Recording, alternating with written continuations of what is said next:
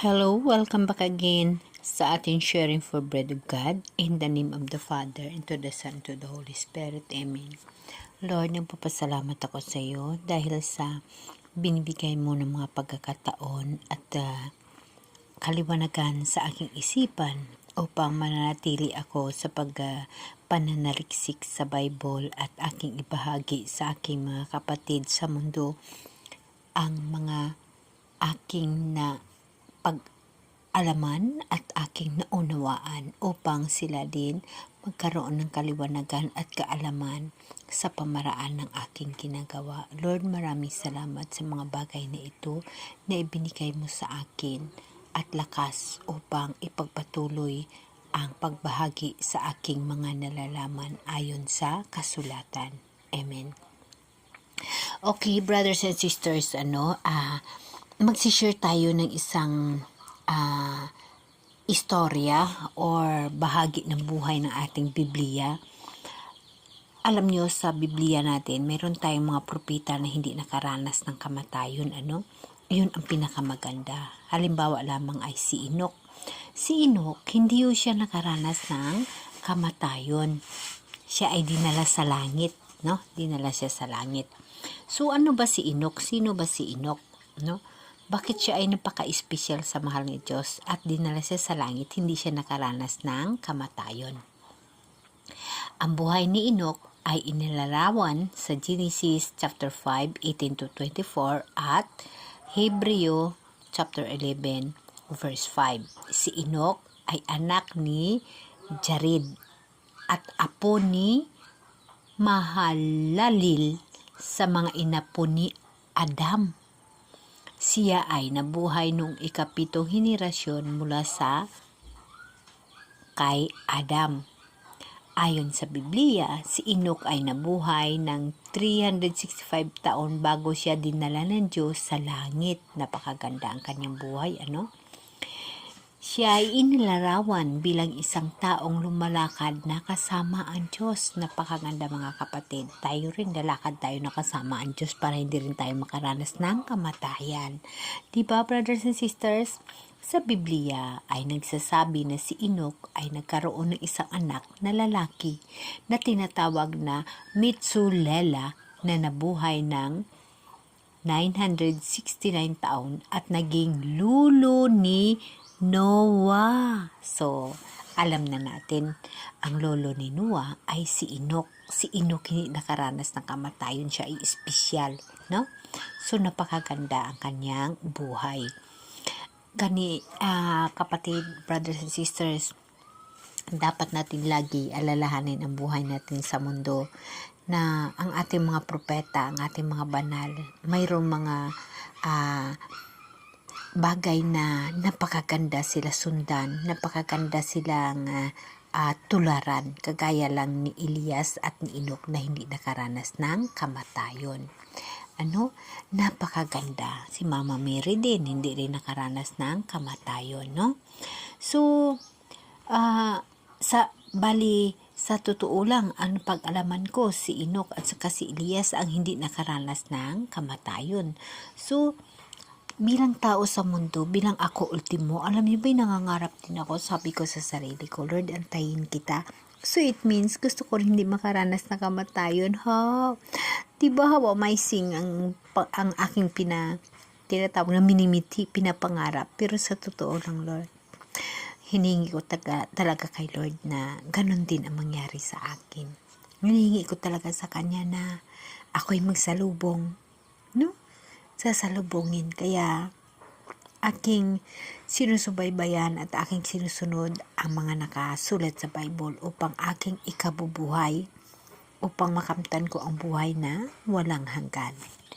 Alam niyo ba, brothers and sisters, na pag namumuhay tayo nakasama ang Diyos dito sa mundo, walang hirap.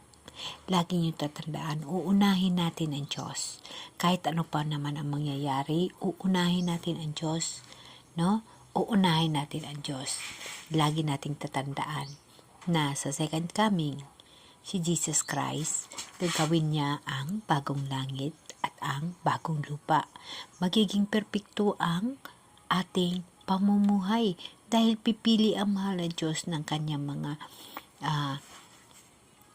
anak or kanyang mga tupa upang makasama sa buhay na walang hanggan ang kaharian na kanyang ilulunsad sa bagong lupa at bagong langit in the second coming. Ito ho yung tinatawag na pag-judge na sa atin sa mga buhay at sa mga minatay, no? Ang bagong langit at ang bagong lupa ay isang konsepto sa Biblia na tumutukoy sa isang bagong likhaing gawa ng Diyos, kung saan ang lahat ng mga bagay ay gagawin na bago at perpekto. Ayon sa aklat ng Revelasyon, sa Bible, sa Revelasyon chapter 21 verse 1 to 5, ang bagong langit at bagong lupa ay isang bagong likhaing gawa ng Diyos kung saan wala nang luha, wala nang kasakit, wala nang hirap, gagawin ng mahal na Diyos na bago or perpekto ang mundo, ang langit at ang lupa. Alam nyo guys, babasahin nyo itong Revelasyon na ito na chapter 21 to verse 1 to 5, napakaganda ho. Ang nakalaad ho sa Bible ay totoo ho. Dapat natin yun pag-aralan at unawain at ibahagi sa ating mga kapatid. Ganun din mismo sa sarili natin, ikabubuhay natin ang mga ganong bagay. Alam niyo pa brothers and sisters na kailangan natin na talakayin ang mga nakasulat sa Bible upang maunawaan natin. Yes, mahirap po bumasa sa Bible, lalong-lalo pa pag nagsisimula ka pa lang magbasa, wala ka hong maunawaan. Ngunit, pag humingi ka ng gabay sa mahal na Diyos, natuturuan ka at gabayan ka, sigurado maunawaan at makuha mo yung tamang pag-intindi sa iyong binabasa ayon sa Bible. At mismo, ang inuutos ng mahal na Diyos ay atin mauunawaan. Alam niyo ba, brothers and sisters, na tayo may family tree tayo. Of course, si Jesus mayroon din. So, kailangan natin alamin yung mga ganong bagay, no? Pag nababasa ka sa Bible, dapat alamin mo, no? Kagaya lamang sa sarili natin. Bakit hindi natin babasahin kung paano at ano ba ang family tree ng ating may kapal, no? Ng ating mahal na Diyos, no? Ang family tree ay isa itong lahi ng mga tao ay makikita sa Biblia, particular sa mga aklat ng Genesis, Matthew, and Lucas. Sa Genesis, makikita ang family tree ni Adam. Ang unang tao hanggang kay Noah, kasi si Noah ay lulo niya si Enoch, no? At sa kanyang mga anak sa Genesis 5 at 10.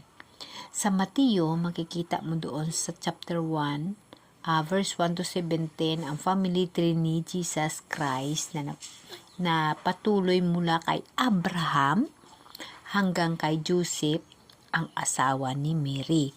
Yun ho yung father and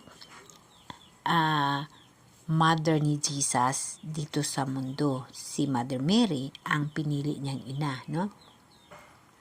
So, halimbawa sa Mateo chapter 1 verse 1, sinasabi na si Jesus ay anak ni David, anak ni Abraham, at nagpakita ng kapamilya ni Jesus sa mga Israelita at sa mga pangako ni Jesus sa kanila. So, dyan maunawaan ninyo at basahin para matukoy natin ang buhay, no? Ang buhay-buhay. Napakaganda. Just imagine si Mama Mary, anak ni Saint Joaquin at saka ni Santa Ana. So, alam nyo ba yun? Brothers and sisters, no? Okay. Thank you so much. Kabay nga, manatili kayo makinig at manood sa ina-upload ko para at least mayroon din kayo mga ideya ukol sa buhay-buhay natin sa Bible. At siyempre, para makahanda tayo sa buhay natin na walang hanggan at makasama natin ang mahal na Diyos. Amen? Amen.